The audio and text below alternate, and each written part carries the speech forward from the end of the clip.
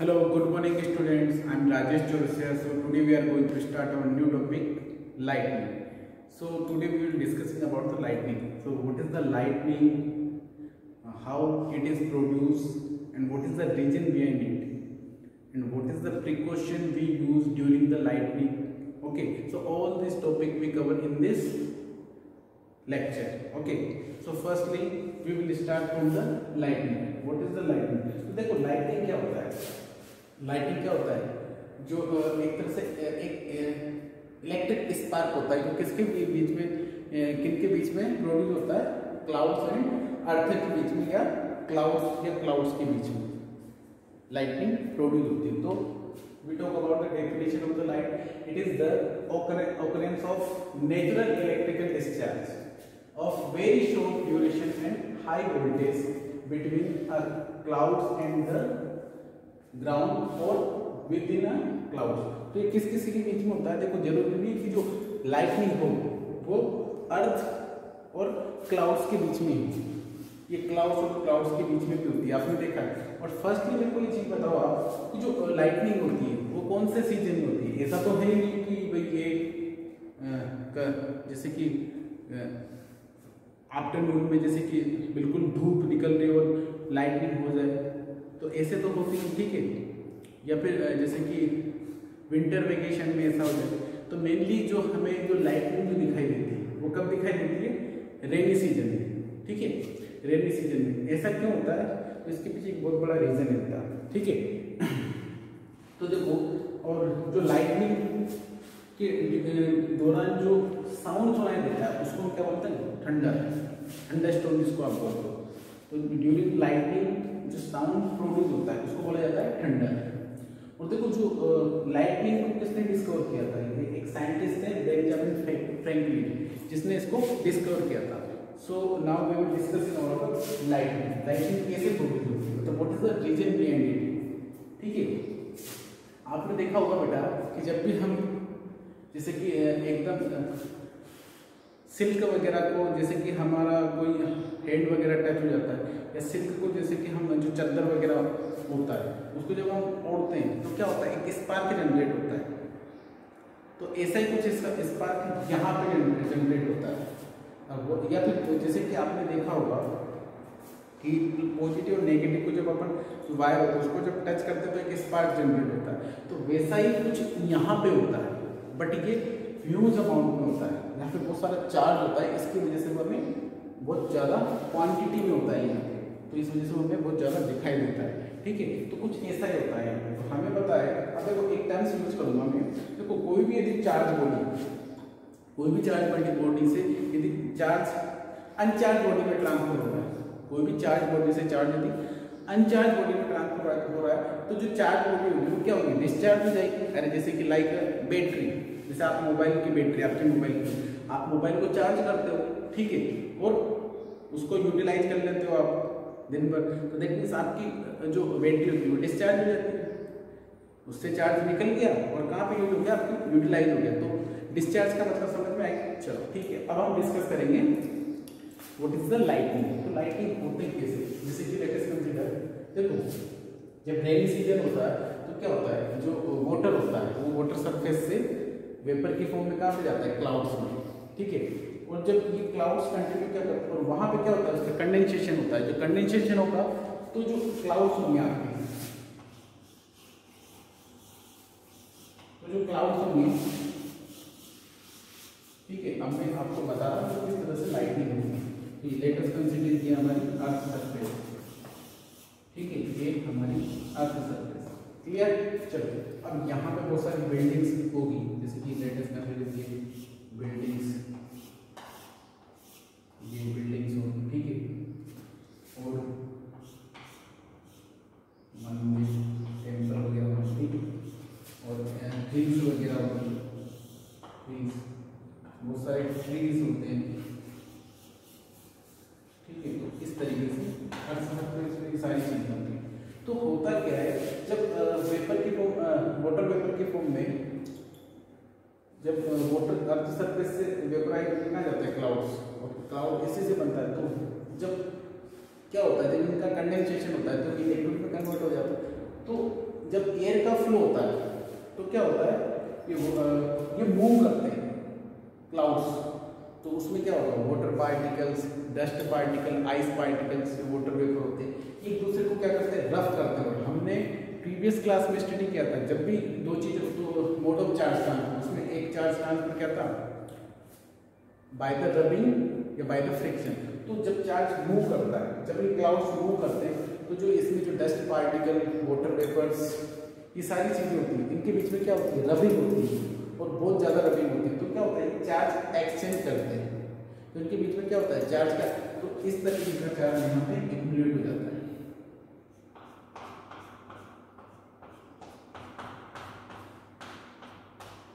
Negative, तो जो cloud का नीचे वाला पोर्शन होता है उसमें क्या होता है, नेगेटिव चार्ज आ जाता है, और ऊपर वाले पोर्शन में पॉजिटिव चार्ज आ जाता है, इस तरीके से।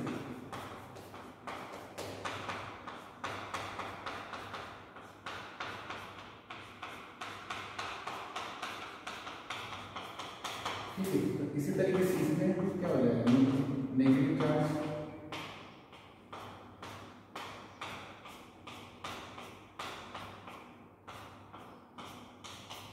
और ऊपर पॉजिटिव चार्ज। और ये किस वजह से आता है, चार्ज तो क्लाउड्स मूव करते हैं, क्लाउड किससे मिलकर बने होते हैं, वाटर वेपर्स, डस्ट पार्टिकल्स, इन सबसे मिलकर बने होते हैं। तो जो वाटर वेपर्स वो हेवी होने के कारण नीचे जाते हैं, ठीक है। और जब ये पार्टिकल, जो क्लाउड्स मूव करते हैं, तो इनके बीच में रबिंग होती है, पार्टिकल्स के बीच में क्या होती है, जैसे आइस पार्टिकल, डस्ट पार्टिकल, तो चार्ज एक्सचेंज करते हैं। तो इस वजह से क्या होता है, इसमें नेगेटिव चार्ज ऊपर आ जाता है, नीचे आ जाता है, और जो पॉजिटिव चार्ज होता है वो ऊपर चला जाता है। अब इसके इफेक्ट की वजह से जो अर्थ सरफेस होती है, इसमें भी चार्ज इस तरीके से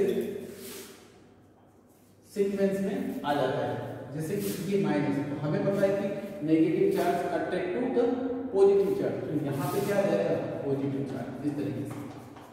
यहाँ पे इधर नेगेटिव चार्ज है, तो इधर भी यहाँ पे क्या आ जाएगा, पॉजिटिव चार्ज, ठीक है। ये जो जैसे यहाँ पे क्या हो जाएगा, पॉजिटिव चार्ज, ये जैसे कि वगैरह होगा, तो यहाँ पे भी क्या आ जाएगा, पॉजिटिव चार्ज, ठीक है। इस तरीके से यहाँ पे क्या आ जाएगा, तो जब ये चार्ज इतना ज़्यादा हेवी हो जाता है, ये इतनी ज़्यादा क्वांटिटी में हो जाता है कि ये इसको अट्रैक्ट कर लेता है। तो यहाँ पे जो चार्ज होगा ना, यहाँ पे नेगेटिव चार्ज,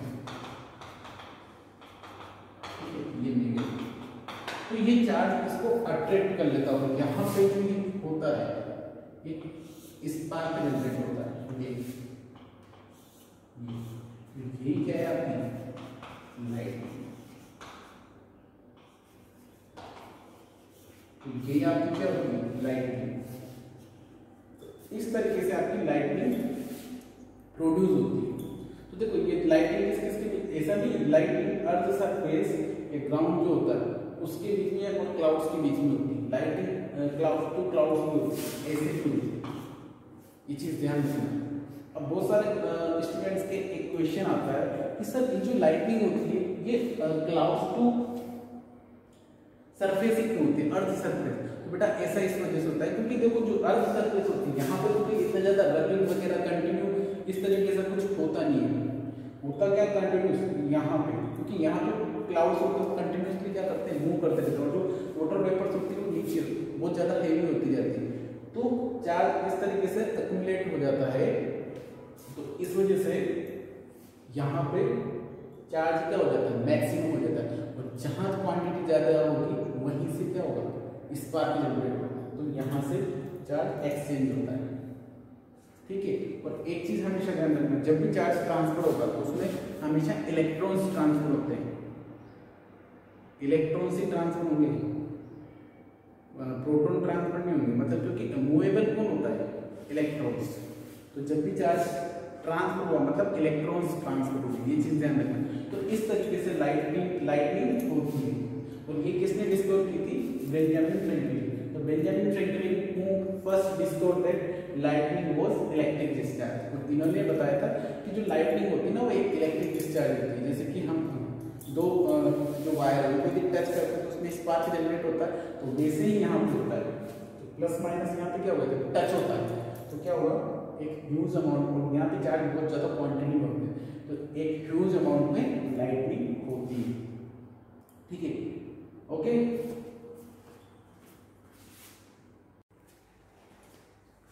तो now we will discussing about the lightning conductor, ठीक है।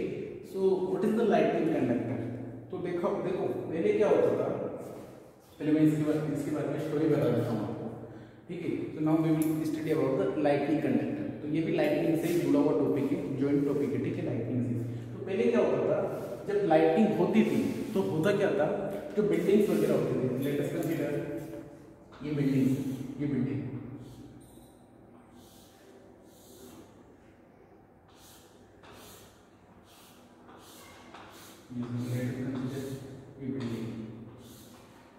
ये क्या होता है, जैसे लाइटिंग होती है ना, या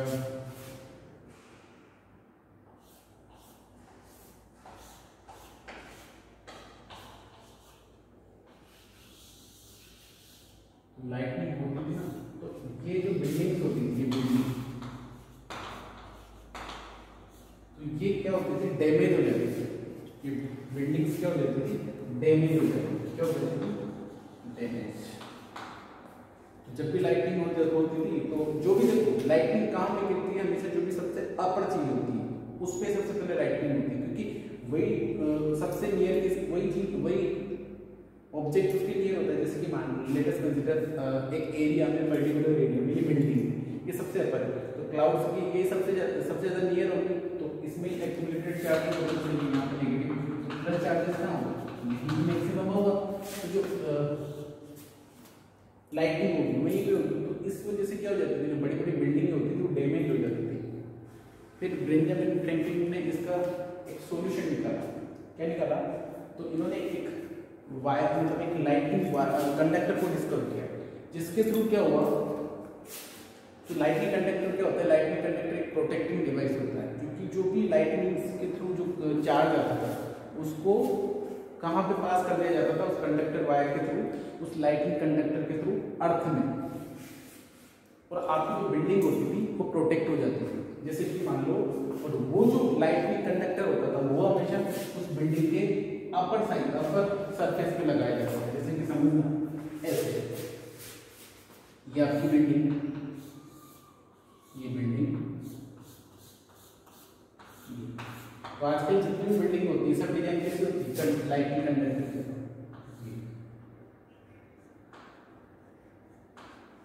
ठीक है, इस तरीके का। जैसे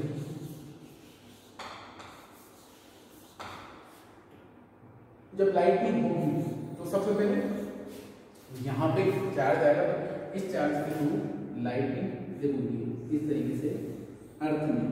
अब अर्थ का सिंबल क्या होता है, अर्थिंग का, अर्थिंग का, तो कहाँ पे चला जाता था, अर्थ में, अर्थ। तो आपकी जो बिल्डिंग होती थी वो प्रोटेक्ट हो जाती थी, मतलब कोई डैमेज नहीं, लाइटिंग को सबसे ऊपर क्या लगा दिया हमने, लाइटिंग कंडक्टर, तो ऊपर का बना होता था, ठीक है। तो इसके थ्रू लाइटिंग क्या हो जाती है, इसी वे में कहाँ तक चली जाती थी, अर्थ। और अर्थ एक ऐसा सब्सटेंस है, मतलब एक अर्थ बिल्कुल न्यूट्रल है, इसको जितना भी चार्ज दोगे वो सब गेन कर लेगा और कोई इफेक्ट जनरेट नहीं होगा। तो जो लाइटनिंग आई, इस लाइटनिंग क्या आपका, लाइटनिंग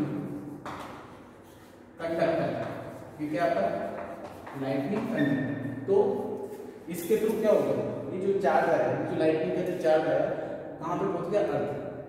तो जो लाइटिंग कंडक्टर है ये एक प्रोटेक्टिव डिवाइस होता है, जो कि जो लाइटिंग से जो चार्ज आता है उसको कहाँ पे ट्रांसफर कर देता है, अर्थ में।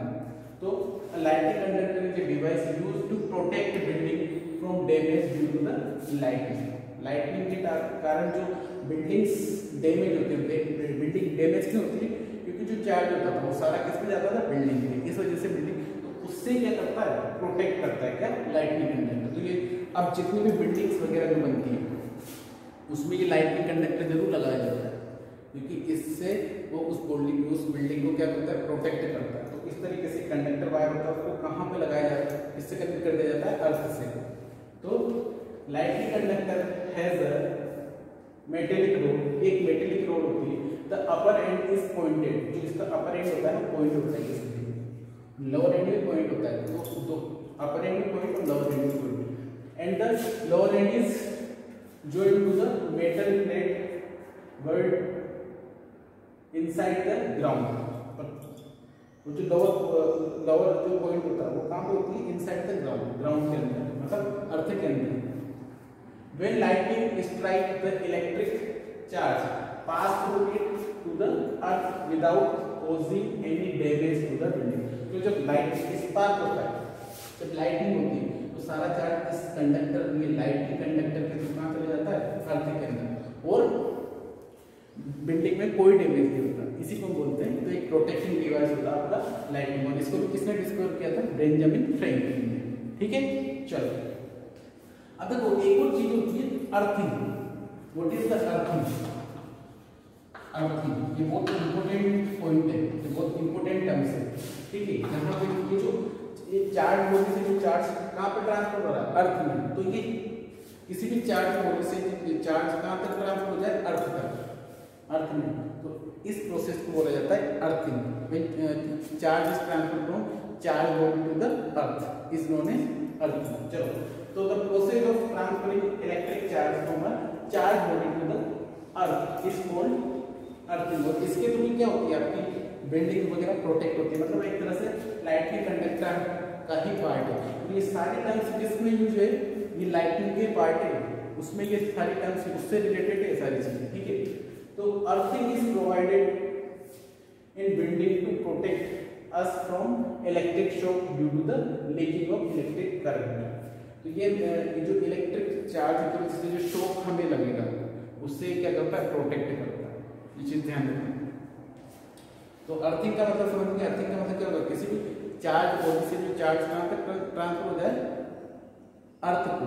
तो ये जो प्रोसेस होगी इसको हम क्या बोलेंगे? अर्थिंग. क्लियर? अब we will discussing about the what is the precaution we use during the lighting. Clear?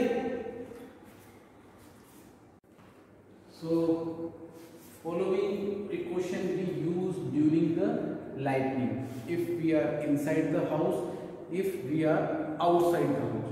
तो ये कुछ प्रिकॉशन है जो हम यूज करते हैं या यूज करेंगे या यूज करना चाहिए during the lightning and thunderstorm.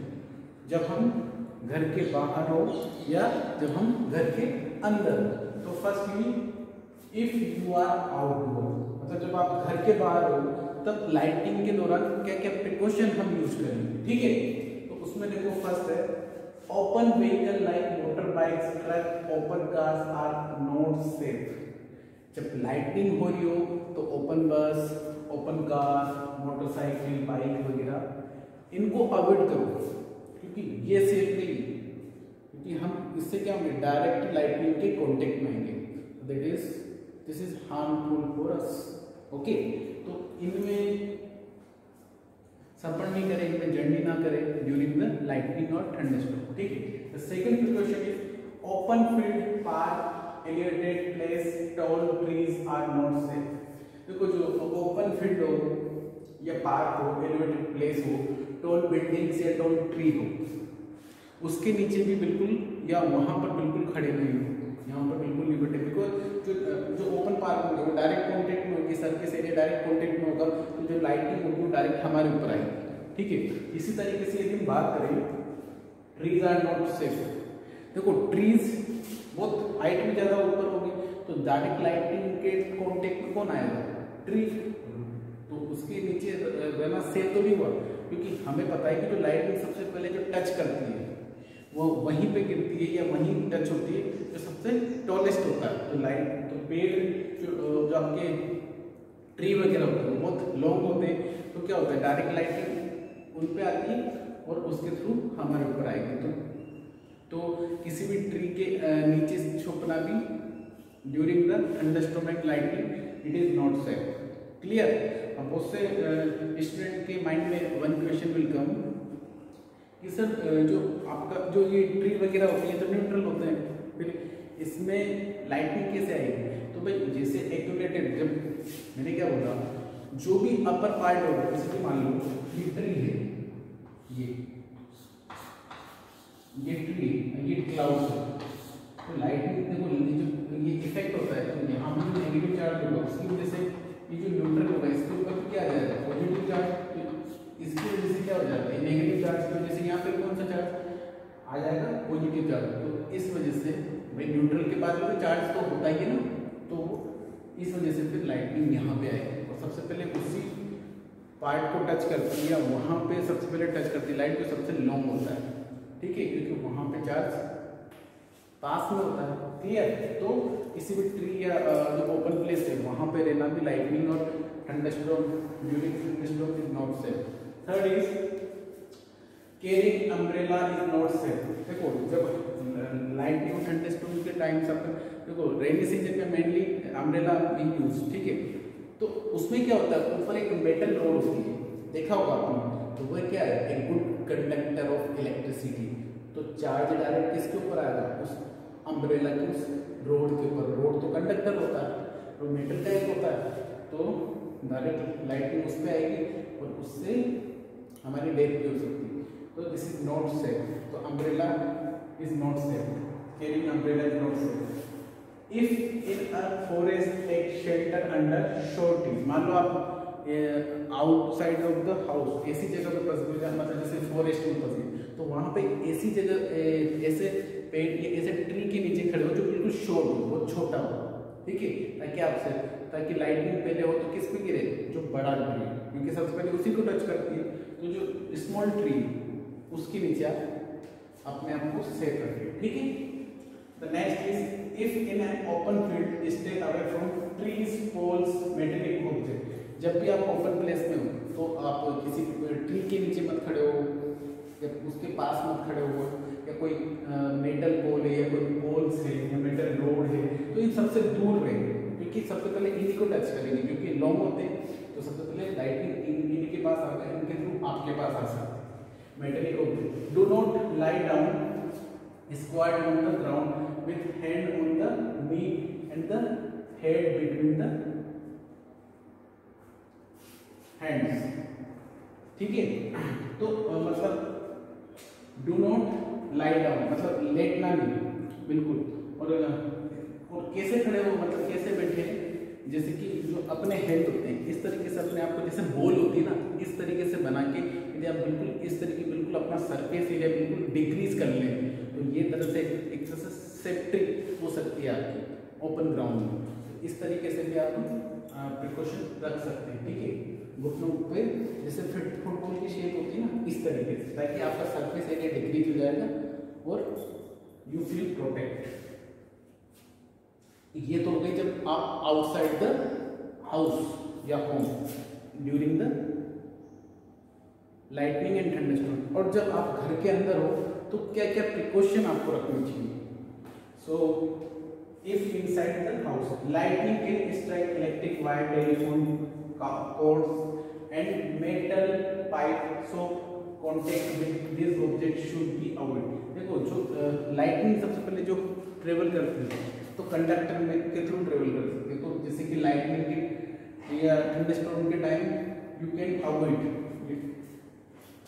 Electric wire को अवॉइड करो। टेलीफोन्स जो वायर वाले टेलीफोन होते हैं ना, telephone cords and metal pipe, जो मेटल पाइप होते हैं, क्योंकि metal is a good conductor of electricity, so can not with this object should be avoid. तो इन ऑब्जेक्ट को मतलब जैसे कि यदि मैं बात करूँ तो जो भी मतलब वायर वाले जो जिनका इलेक्ट्रिकल स्विच जिनका लगा हुआ वायर, तो ऐसी चीज़ों को अवॉइड करो, उनका स्विच से उनको इलेक्ट्रिक स्विच से अलग कर दो, मेटल कंडक्टर को अपने से दूर रखो during the lightning and thunderstorm जब आप घर के अंदर हो। If it's safer to use mobile and cordless phone than wired phone। देखो ऐसे टाइम पे जो वायर वाले फोन होते हैं उनको अवॉइड करो, जो वायर वाले फोन होते हैं उनको अवॉइड करो, और जैसे कि आपका जो मोबाइल वगैरह होता है उनका यूज कर सकते हो, ये वो भी जब नेसेसरी, ठीक है, क्योंकि वो वायरलेस होते हैं ना, तो इस वजह से वो सेफली होता है कंपेयर टू द वायर वाले फोन से, ठीक है। Electrical appliances like TV computer it should be unplugged, जैसे कि जो आपकी आयरन वगैरह या फिर टीवी फ्रिज, ठीक है, और कंप्यूटर, इन सबको क्या कर दो आप, during lightning and thunderstorm unplug कर दो, उनका वायर प्लग से निकाल दो, ताकि इससे आपको प्रोटेक्शन मिलेगी, ठीक है, मतलब वो लाइटनिंग उसके अंदर नहीं आएगी, ठीक है। और bathing should be avoided to avoid contact with running water. देखो जब मतलब जैसे जिस टाइम थंडरस्टॉर्म वगैरह, तो ऐसा नहीं कि आप कहीं रिवर पे नहाने जा रहे हो, ठीक है, या आप घर पे भी मतलब जैसे पानी किसमें आता है, टैप वगैरह के थ्रू, तो उसको उस टाइम पे आप थोड़ा अवॉइड करो बात, ठीक है, शावर वगैरह लेना। क्यों? क्योंकि water is a good conductor of electricity, तो फ्लोइंग वाटर में भी इलेक्ट्रिसिटी चार्ज आने के चांसेस, ठीक है, तो उस टाइम पे लाइटनिंग के मैक्सिमम चांस होंगे। तो ये सारी चीज़ें हैं कि आपको अवॉइड करनी चाहिए, ठीक है। तो ये सारी सेफ्टी हम कब यूज करनी, during the thunderstorm and lightning. Okay, I think आपको समझ में आया होगा। Okay, thank you.